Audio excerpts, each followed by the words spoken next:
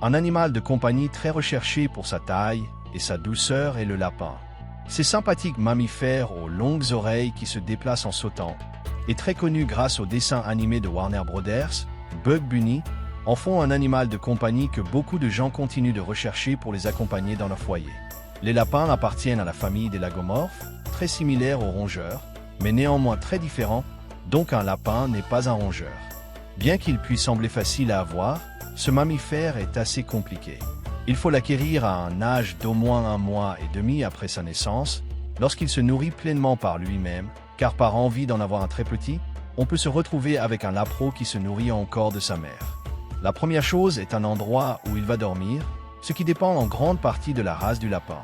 S'il s'agit d'un lapin nain qui ne dépasse pas 30 cm, sa cage peut avoir une surface d'1 mètre de long sur 60 cm de large et une hauteur de 30 à 40 cm, ce qui suffira pour qu'il puisse se coucher, s'installer, avoir sa gamelle de nourriture et d'eau, et faire ses besoins.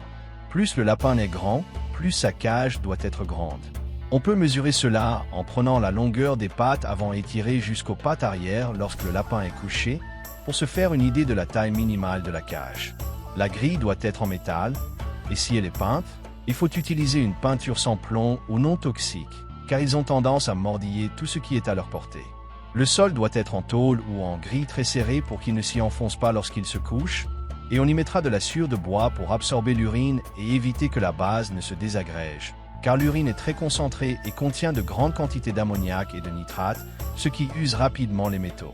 Il faut nettoyer la cage au moins tous les 2 jours, car leur urine a tendance à être très pénétrante et à sentir rapidement. De plus, si l'endroit est mal ventilé, la concentration d'ammoniac sous forme de gaz est nocive pour les voies respiratoires, les irritants. Par ailleurs, l'odeur de l'urine peut attirer les rats ou souris des égouts, donc il est indispensable de nettoyer souvent leur installation. Le récipient pour la nourriture et l'eau doit être en métal, pour qu'il dure plus longtemps, car s'il est en plastique, il le mâche et le casse très vite. Ils doivent toujours avoir de l'eau, surtout en période de chaleur, car leur pelage est adapté au climat froid et ils ne dissipent pas facilement la chaleur, risquant un choc thermique les jours les plus chauds. Leur alimentation de base doit être des granulés pour lapins, car ceux-ci couvrent tous leurs besoins nutritionnels. En plus, on peut leur donner des légumes crus et des épluchures de fruits, ce qui aide à réduire le gaspillage alimentaire, ainsi que de la luzerne ou du foin, en veillant à ce qu'ils soient lavés pour éliminer tout résidu de pesticides, frais et à température ambiante. Il ne faut jamais leur donner ces aliments chauds, car cela peut indiquer qu'ils sont en décomposition ou provoquer une colite. Ce sont des animaux très curieux, et lorsqu'ils sont hors de leur cage, on les voit renifler partout et mordiller tout ce qu'ils trouvent, surtout si on les sort dans un jardin. Il faut faire attention car ils peuvent manger des choses nocives comme des plantes toxiques, comme le poinsettia, et il ne faut pas laisser de câbles électriques à leur portée, car s'ils les mordent, ils peuvent s'électrocuter. Ils peuvent aussi creuser un trou dans le jardin pour faire leur terrier. Si on les laisse en liberté dans la maison, ils peuvent mordre les canapés, les chaussures et tout ce qui attire leur attention. Donc quand ils sont libres, il faut toujours les surveiller en éloignant tout objet que vous n'êtes pas prêt à perdre, et en sachant qu'ils peuvent uriner et déféquer n'importe où. On peut les baigner, à condition de ne pas utiliser de savon anti-puce, car ils sont très sensibles à tout produit toxique, ce qui peut leur être fatal. Le bain doit se faire avec un savon neutre pour humains, et il faut bien les sécher pour qu'ils ne restent pas humides, en brossant leur pelage pour enlever les poils morts. Cela peut se faire 1 fois par mois.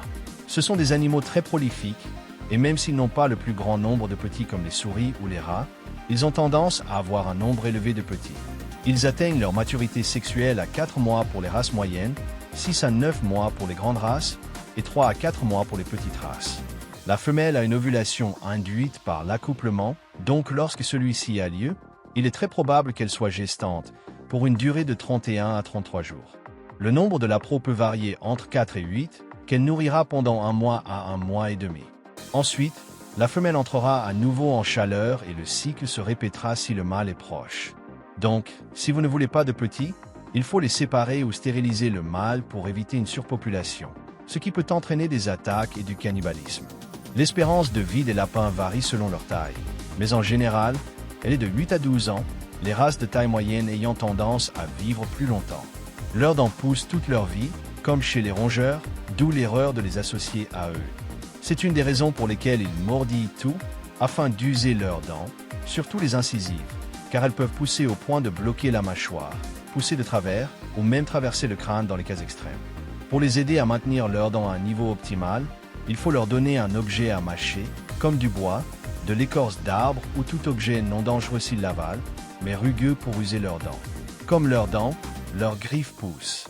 Ils les usent en creusant la terre et en marchant sur l'herbe, mais il faut toujours vérifier qu'elles soient à un bon niveau, c'est-à-dire ne dépassant que de quelques millimètres le coussinet des pattes. Sinon, il faut les couper avec un coupe-ongle pour qu'ils puissent bien poser leurs pattes, éviter de se blesser et surtout ne pas nous blesser lorsqu'ils donnent des coups de patte. De par leur comportement, ils ont tendance à être calmes ou un peu nerveux, surtout lorsqu'on les manipule, car dans la nature, ils sont la proie de nombreux animaux. Lorsqu'on les manipule, ils peuvent mordre, donner des coups de patte ou griffer pour fuir, mais si on les habitue dès leur plus jeune âge, leur stress diminue sans disparaître complètement. Ils ont un mécanisme très efficace en cas de stress. Ils perdent des touffes de poils, étant très fins, se suspendent facilement dans l'air, et les plus petits pénètrent dans les muqueuses des voies respiratoires, provoquant des démangeaisons, des larmoiements et des irritations, souvent confondues avec une réaction allergique, ce qui n'est pas le cas, car après plusieurs expositions, cette réaction ne s'intensifie pas. Donc, beaucoup de personnes qui disent être allergiques ne le sont pas vraiment, elles subissent simplement les conséquences d'un mécanisme de défense. Ce sont des animaux idéaux pour les enfants, surtout les enfants calmes, car ils s'effraient facilement des mouvements brusques et des bruits forts.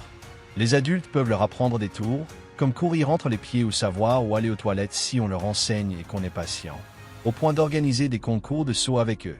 Une chose à prendre en compte est qu'il est très difficile qu'ils cohabitent pleinement avec d'autres animaux comme les chiens ou les chats, car ils ont tendance à les voir comme des prédateurs, et ceux-ci les voient comme des proies. De plus, les chiens ont tendance à manger leurs excréments et peuvent contracter des maladies, surtout parasitaires comme la coccidiose. Il est donc nécessaire qu'ils soient séparés et que leur interaction soit minimale ou inexistante s'ils sont stressés ou si les autres animaux essaient de les chasser. Étant des animaux proies, ils ont tendance à cacher leurs maladies pour ne pas devenir des cibles faciles pour les prédateurs. Donc, lorsqu'on détecte une anomalie, cela peut indiquer que le processus est déjà avancé. Il est donc indispensable de les emmener chez le vétérinaire dès qu'on remarque une baisse d'appétit ou un changement d'humeur pour un traitement optimal. Ils peuvent souffrir de problèmes digestifs en mangeant quelque chose d'inapproprié, de parasites, de problèmes respiratoires dus au changement climatique, surtout rapide, de leptospirose, de coccidiose, de gale, surtout aux oreilles et aux pattes, entre autres maladies.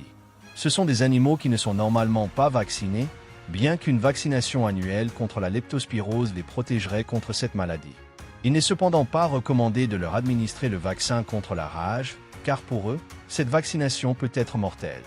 Un animal de compagnie poilu et curieux, avec ses grands yeux ronds et ses larges oreilles, qui peut être à poils longs, à oreilles tombantes, à poils doux, grands, petits ou venir dans une gamme de couleurs très vives, voilà les lapins.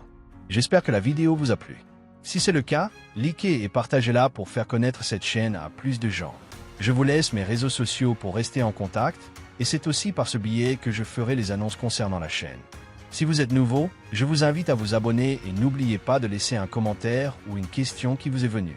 Merci beaucoup d'avoir regardé cette vidéo. À bientôt.